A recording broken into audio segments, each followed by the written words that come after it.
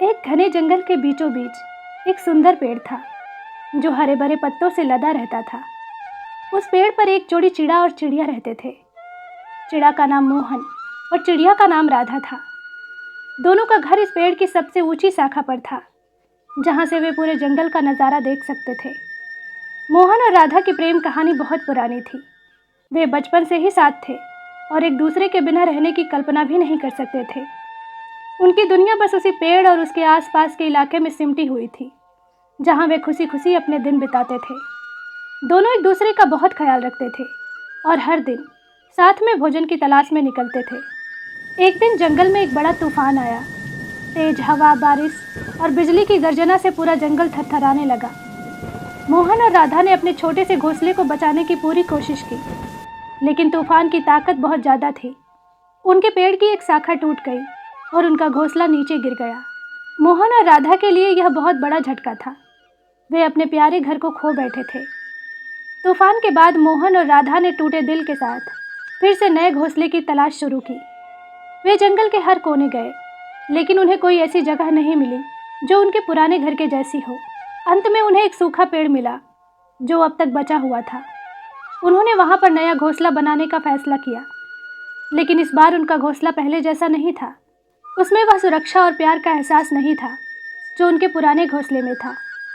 मोहन और राधा ने अपनी ज़िंदगी को फिर से सामान्य बनाने की कोशिश की, लेकिन उनकी खुशियों में कमी आ गई थी। मोहन अक्सर सोचता कि कैसे उनका पुराना घोंसला उनके जीवन का हिस्सा था और अब वो उससे दूर हो गए हैं। राधा भी अपने पुराने दिनों को याद कर अक्सर उदास हो जाती थी, लेकिन दोनों ने एक दूसरे को साहस बंधाया और एक साथ मजबूती से खड़े रहे।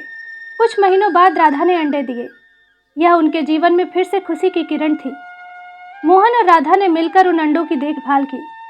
वे दिन रात अपने बच्चों की सुरक्षा के लिए चिंतित रहते थे। आखिरकार एक दिन अंडों से छोटे छोटे चूजे बाहर निकले। मोहन और राधा की खुशी का ठिकाना नहीं था। उन्होंने अपने बच्चों को बड़े प्यार से पाला पोसा। लेकिन एक दिन जब मोहन भोजन की तलाश में बाहर गया हुआ था, एक दिन शिकारी उस सूखे पेड़ के पास आया। उसने पेड़ पर निशाना साधा और तीर चलाया। राधा अपने बच्चों को बचाने के लिए सामने आई और तीर उसके पंखों में जा लगा।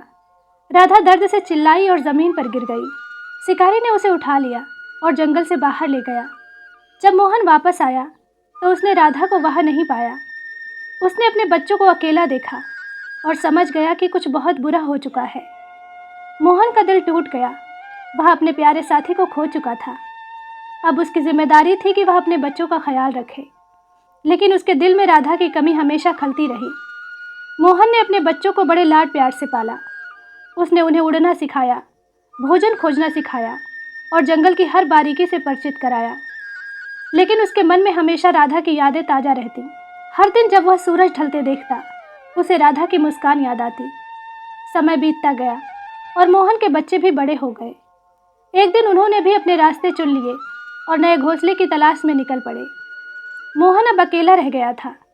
उसने अपने जीवन के सबसे खूबसूरत पलों को याद करते हुए अकेले अपने पुराने पेड़ की तरफ देखा, जहाँ कभी उसका और राधा का घोंसला हुआ करता था।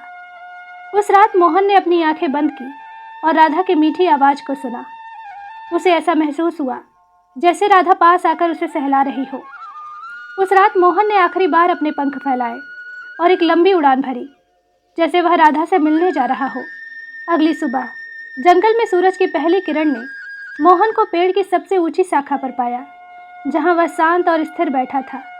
वह अपने प्रिय साथी राधा के साथ हमेशा के लिए मिल गया था। जंगल के सभी पक्षियों ने मिलकर मोहन और राधा की इस प्रेम कहानी को याद रखा।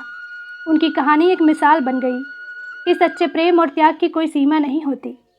मोहन और राधा ने यह साबित कर दिया कि प्रेम हमेशा जिंदा रहता है, चाहे कितनी भी कठिनाइयाँ आए।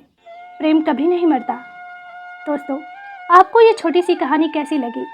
कमेंट करके ज़रूर बताएं।